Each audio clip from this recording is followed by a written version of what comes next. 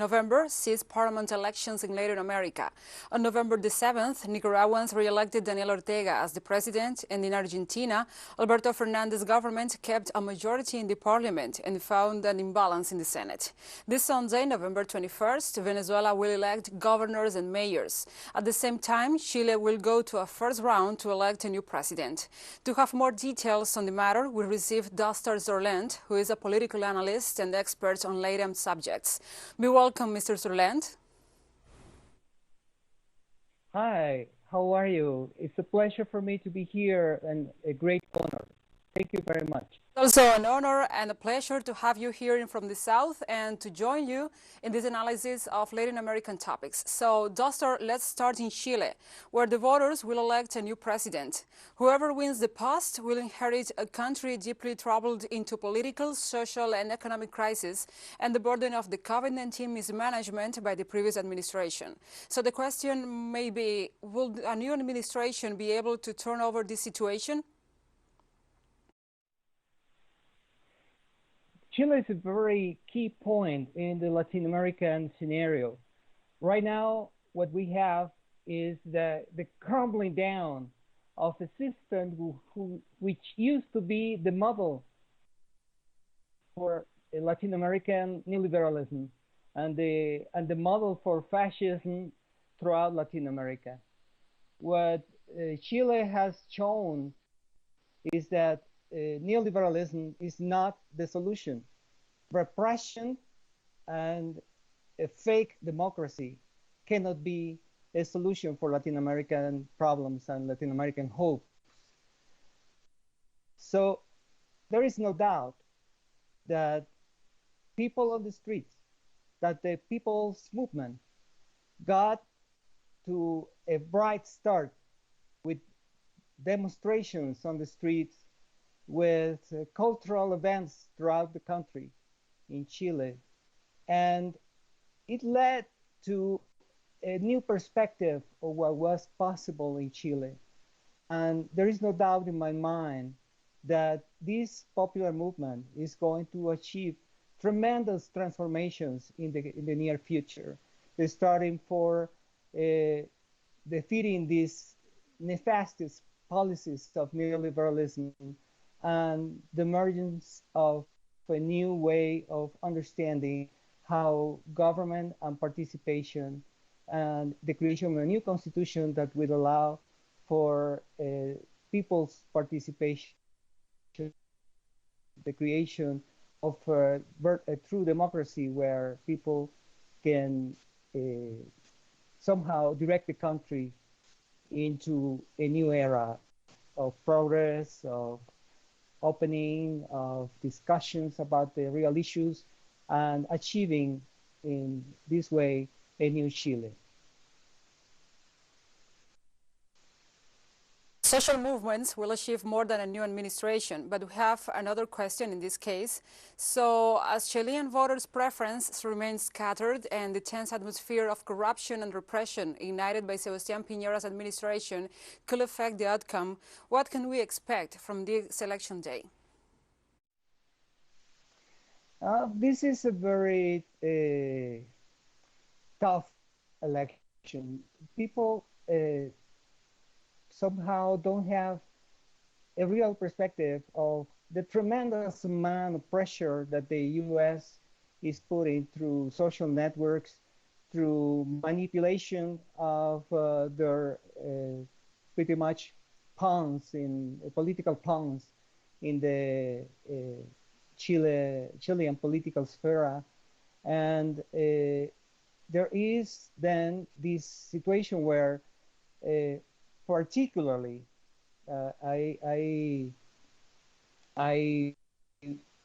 it's my perception that there are some candidates who show their or appear or present themselves to be progressive, not to mention to be revolutionary, but in reality they are not. So the influence of the U.S., even within the social movement, even within the social parties, and particularly the Socialist Party, is tremendous. So we have a very difficult election, a very tough election because of the influence of also of social networks, of a tremendous amount of propaganda that is taking place through social networks and the mass media, and trying to instigate fear among people about the possible election of somebody who can really bring who can really bring transformation, deep transformation, root transformation in Chile. So it's not an easy election. As you mentioned, there is also a high level of oppression.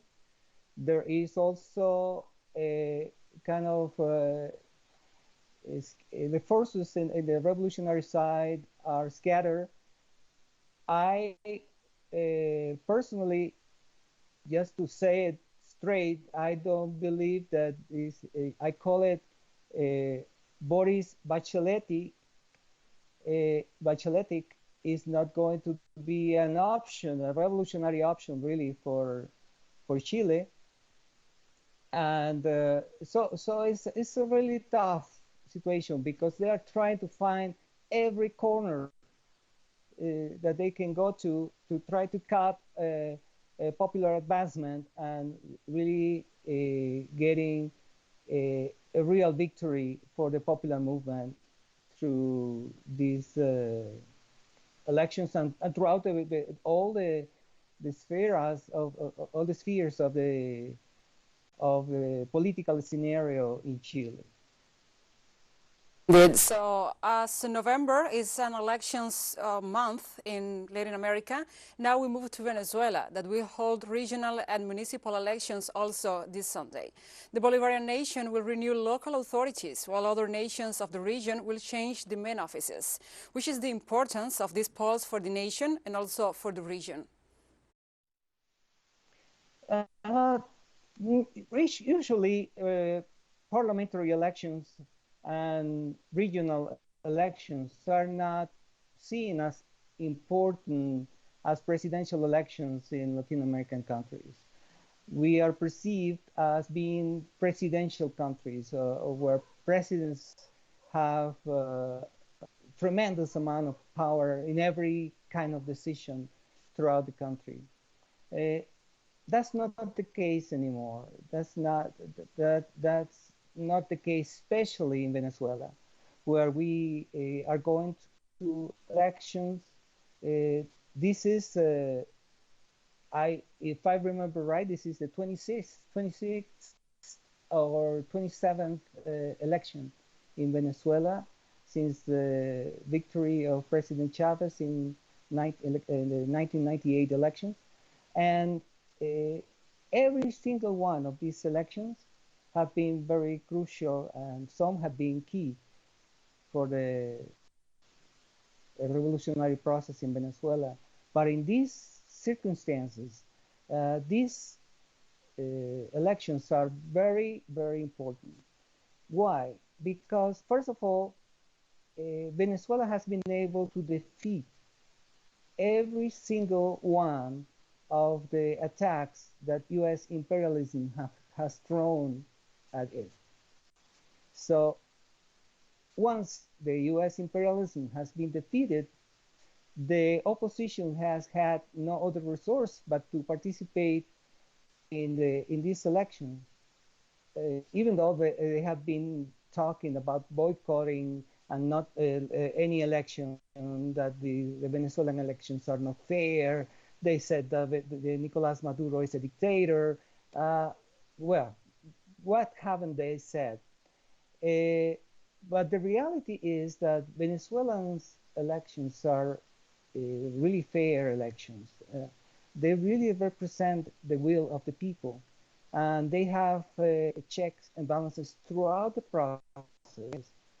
Actually, more than 50 processes of checks and balances that are not only processes where the opposition and some international observers participate in, but also are processes where in some of the crucial aspects of it, the Venezuelan people actually participate openly and directly in them.